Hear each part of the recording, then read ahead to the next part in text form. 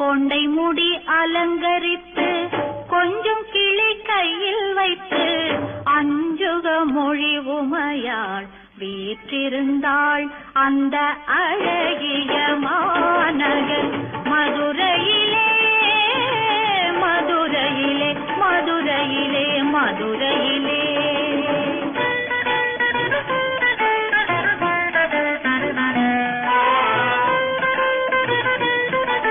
வணக்கம்னே.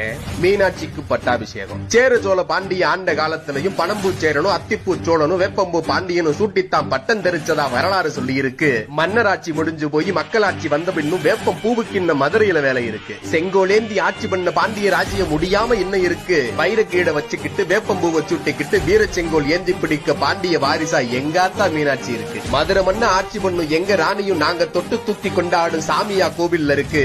என்ன பெத்த ஆத்தாவா நான் பெத்த மகளா என்ன ஆளு உறவா அவளோட அம்சம் இருக்கு.